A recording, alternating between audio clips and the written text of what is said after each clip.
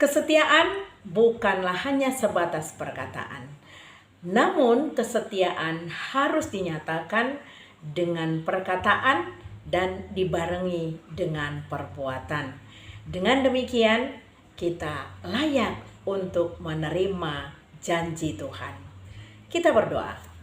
Bapa di surga, penuh dengan kasih karunia, Engkau adalah sumber keselamatan kami yang menaungi dan melindungi kami, sehingga kami dikuatkan terlebih-lebih lewat firman Tuhan.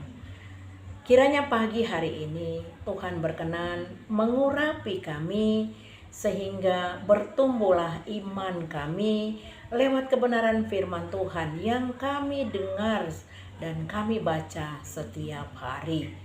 Roh Kudus menolong kami. Amin.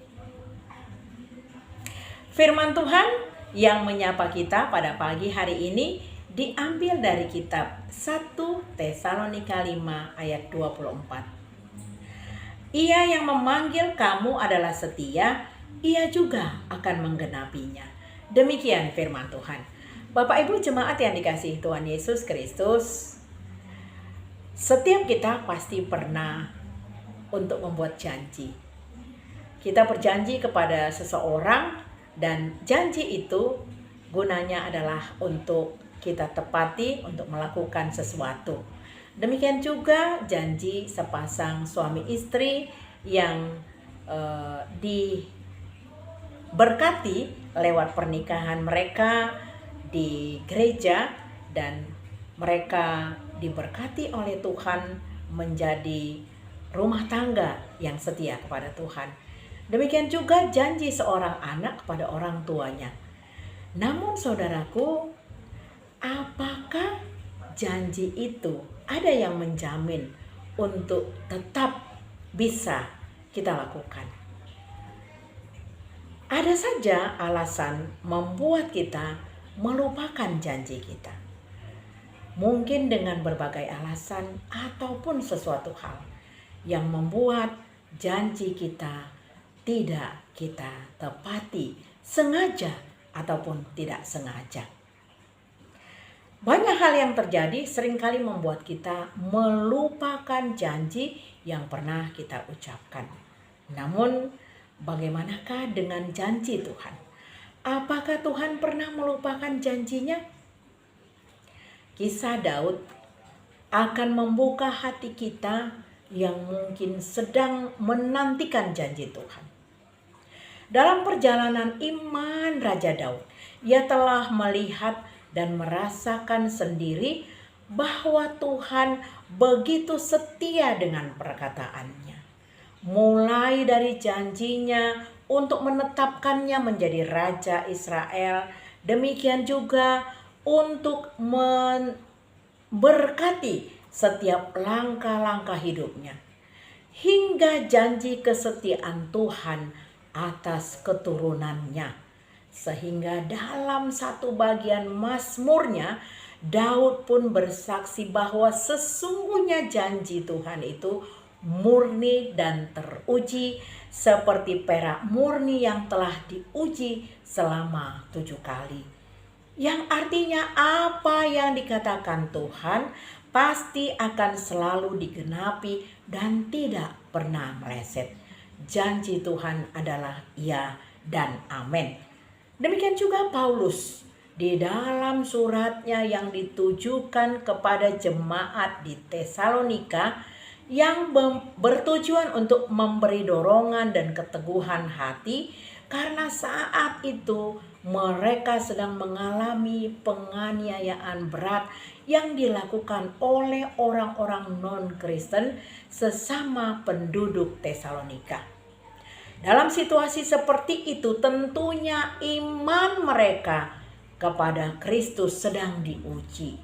Dan Paulus bersyukur atas berita yang diterimanya tentang iman dan kasih mereka yang tetap setia, bahkan mereka rela mati martir untuk memperjuangkan iman mereka.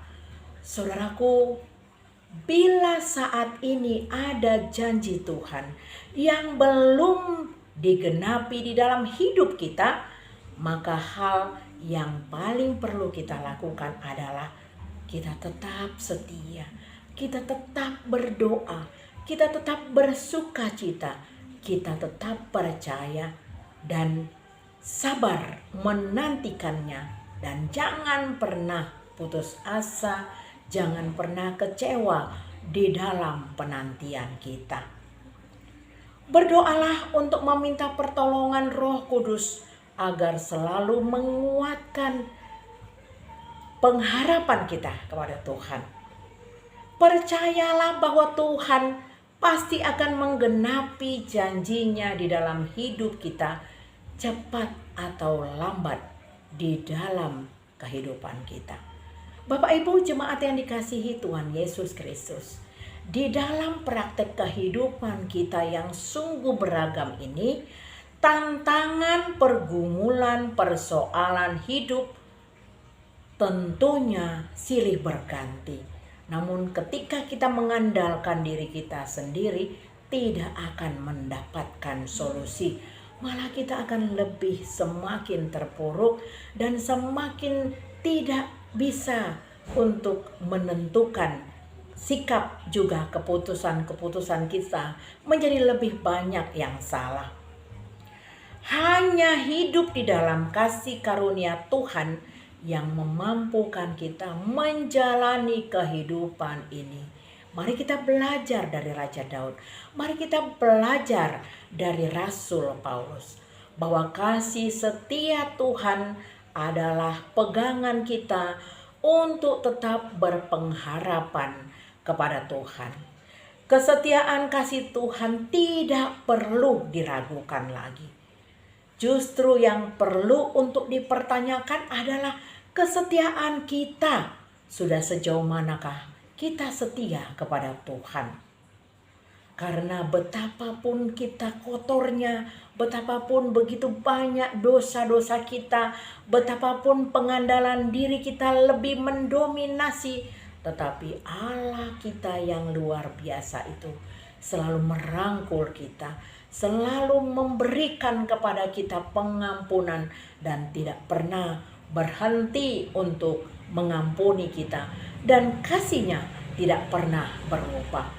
Allah tetap mengasihi kita. Amin. Bapa di surga, terima kasih ya Bapa. Firman-Mu sudah kami sampaikan dan sudah kami dengar. Kiranya kasih setia Tuhan yang tidak pernah berubah akan memperkuat iman kami untuk tetap setia kepada Tuhan. Berkatilah kami dan seluruh isi rumah kami, berkatilah gereja-Mu dan seluruh jemaat-Mu, juga para hamba-hamba Tuhan. Di dalam nama anak-Mu Tuhan Yesus Kristus kami berdoa. Amin. Kasih karunia dari Tuhan Yesus Kristus dan kasih dari Allah Bapa dan persekutuan dari Roh Kudus kiranya memberkati kita sekalian. Amin. Selamat beraktivitas, Tuhan Yesus memberkati.